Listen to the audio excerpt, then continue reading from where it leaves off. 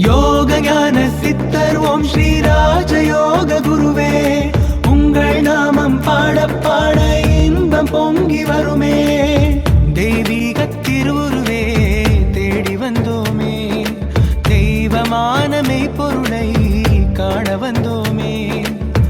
தெய்வீக திருவுருவே தேடி வந்தோமே, தெய்வமான மெய்ப்பொருளை காண வந்தோமே.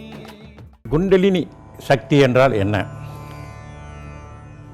அந்த சக்தி மானிட உடலில் எங்கே இருக்கின்றது என்று கேட்கப்பட்டிருக்கின்றன. ஆக நாம் இப்பொழுது குண்டலினி சக்தியை பற்றி பேச இருக்கின்றோம். முதலில் குண்டலினி சக்தி ஒன்று இருப்பதை நமக்கு மிக தெளிவாகவும் சிறப்பாகவும் அனுபவ ரீதியாகவும் உணர்த்தியவர்கள்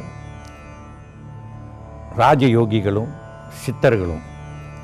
ஆக இந்த குண்டலினி சக்தி என்பது மானிடராக பிறந்த அனைவரிடத்திலும் இந்த சக்தி மிக சிறப்பாக வீற்றிருக்கிறது.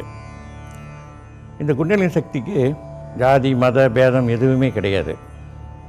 மானிடராக பிறந்த அனைவரிடத்திலும் இந்த குண்டலினி சக்தி இயங்கிக் கொண்டிருக்கிறது. உண்மையிலேயே இந்த குண்டலினி சக்தி ஒரு குருவின் தூண்டுதல் எப்பொழுது ஏற்படுகிறதோ அப்பொழுதுதான் அந்த குண்டலினி சக்தியை நாம் உணர முடியும், அந்த இயக்கத்தை அறிந்து கொள்ள முடியும். ஆக குண்டலினி சக்தி என்று சொல்லும்பொழுது அதுக்கு முன்பாக நீங்கள் போயிட்டு அதாவது உடலில் எங்கே இருக்குது அப்படின்ட்டு பார்த்தோன்னு சொன்னால் எக்ஸ்ரே மூலியமாகவோ அல்லது வேறு ஏதாவது ஒரு ஆராய்ச்சியின் மூலமாகவோ பார்த்தீர்கள் என்றால் எந்த ஒரு தடயமும் இருப்பதற்கான வாய்ப்புகள் கிடையாது.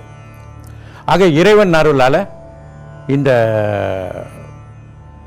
குண்டலினி சக்தி அது இருக்கக்கூடிய உடலில் இருக்கக்கூடிய அந்த அமைப்புகளுக்கு ஏற்றாற்போல் நம் மானிட தேகத்தை இறைவனால் படைக்கப்பட்டிருக்கிறது.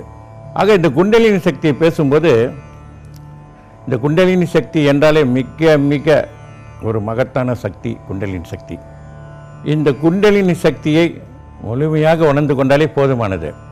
ஒரு மனிதர் குண்டலினி சக்தியை முழுமையாக உணரும் பொழுது அவர் ஆத்மாவை அறிந்து கொள்வதோடு அல்லாமல் தன்னுடைய முன்பிறப்பின் ரகசியங்களையும் அவர் அறிந்து கொள்வதோடு அல்லாமல் ஞானம் பெற்று இறைநிலையை அடைவதோடு அல்லாமல் முக்தி பெறக்கூடிய நிலையை ஏற்படுத்துகிறது இந்த குண்டலினி சக்தி.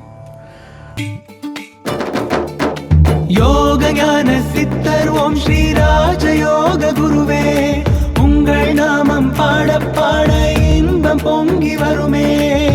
தெய்வீக திருவுருவே தேடி வந்தோமே, தெய்வமான